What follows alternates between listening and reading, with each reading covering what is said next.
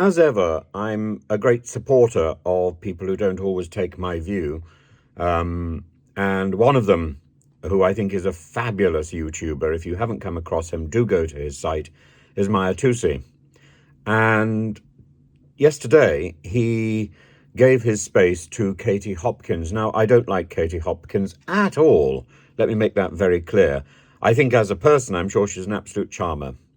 But her association with Alex Belfield, I think, damns her in my estimation. And her association with Tommy Robinson damns her. I also think she makes some illogical decisions, and she puts forward a sort of chop logic speech. Is very impassioned, and she's right in so many areas. So it is worth looking at what she's got to say. So she points out that she herself has been non-personed. She has no bank account. She has no name. She has no PayPal. She has no PayPal since Donald Trump wrote to her. She cannot use her name or pass on her name. Her children have different names. And she points out that Tommy Robinson has said, where were you? Why did you say nothing earlier? He was talking about people like Farage and Lawrence Fox. Well, Tommy Robinson was found in contempt of court and did prison time for it. Katie Hopkins thanks Lawrence Fox and thanks him for mentioning both her and for mentioning Tommy Robinson. I think it's a foolish link, but it is a link which is obvious. It's now we've got a whole swathe of people who have had their bank accounts taken from them, who have, as Katie Hopkins said, been depersoned, and I'm sure there are other people, what she calls the ordinary people, who have had this experience, and it is wrong. It's fundamentally wrong. But she then goes on to suggest that these people have had their bank accounts taken from them because they have told the truth. That is not logically consistent.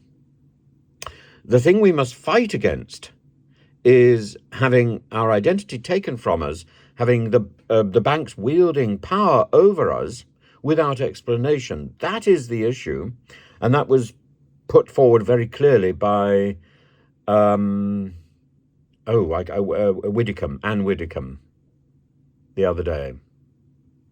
But Katie Hopkins links too many things, and in the end she borders on a sort of incoherence of a Suella Braverman. And it's the authority, it's the desire for obedience by the Home Office that should really be the target of Katie Hopkins, Tommy Robinson, Lawrence Fox, and indeed Farage.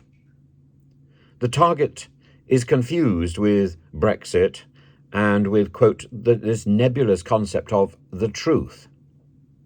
She talks how her friends have deliberately attempted to distance themselves in order to self-preserve. Well, that was partly because she was so attached to scurrilous individuals like Alex Belfield, of whom she says nothing in her broadcast to the nation on Mahyar Tousi's account. Why does she say nothing about Alex Belfield? Well, that's interesting, isn't it? She points out that she and Tommy Robinson have been banned from GB News, and she says GB News is not a bastion of free speech. Well, here, whoever said it was.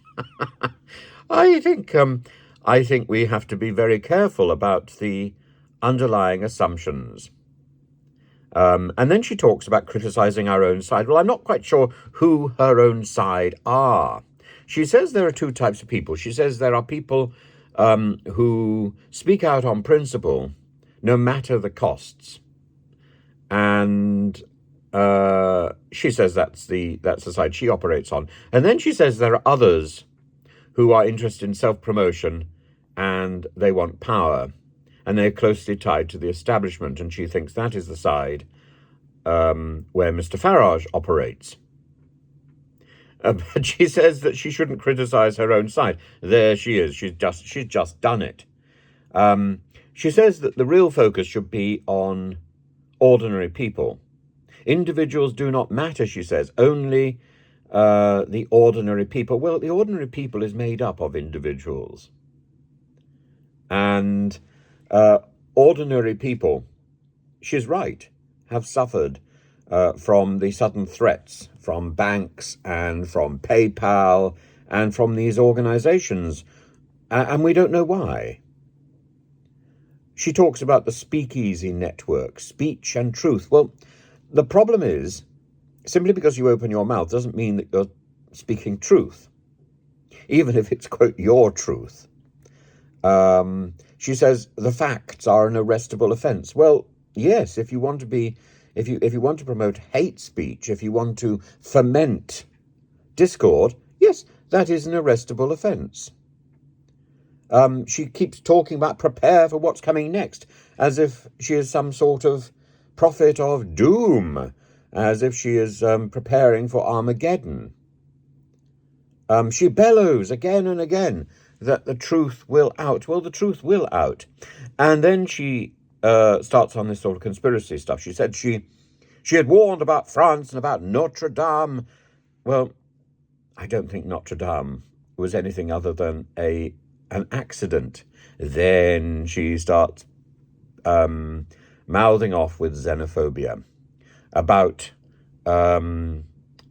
welcoming the third world and about the identity of the rioters in France.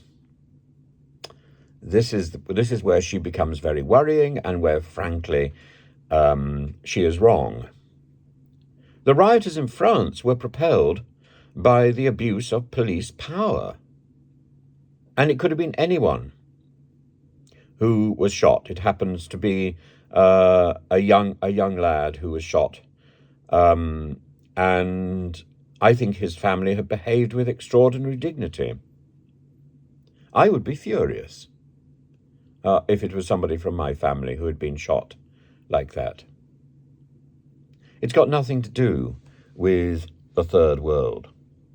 It's got to do with our failure to make people welcome who come to our countries. It's got to do with our politicians standing at the dispatch box screaming, "Invasion!"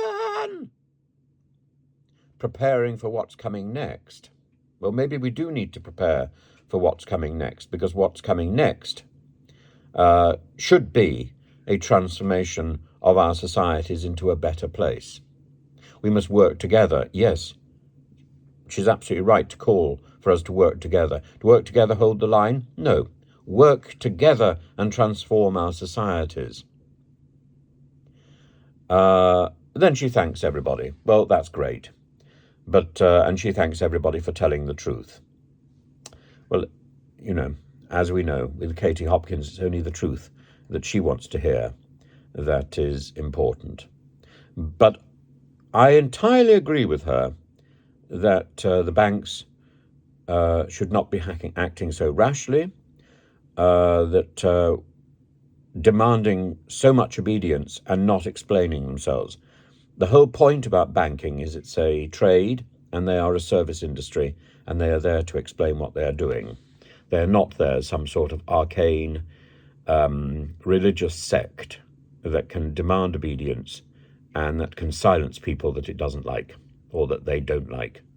The bank is there as a service, and when it stops being a service and when it starts to take control, it needs to be closed down. That's the point. And maybe the time has come to rethink what our banking systems or how our banking systems operate, because at the moment They and our present government, aspects of our present government, are out of control. And in that, Katie Hopkins and her friends are quite correct. I think their conclusion about who has caused that lack of control is wrong, and their xenophobic hectoring is wrong, but you would expect me to say that, wouldn't you? Anyway, Mahyar Tousi, I think, is to be congratulated for hosting Katie Hopkins. It was a video we needed to hear, and her silence about the attack on Farage's bank account was growing very, very noticeable, and it's great to have heard her views. And I mean, I have no desire to listen to Tommy Robinson, but yes, I hope I've been fair, and I hope I hope I've relayed what she said as clearly as possible and as accurately as possible.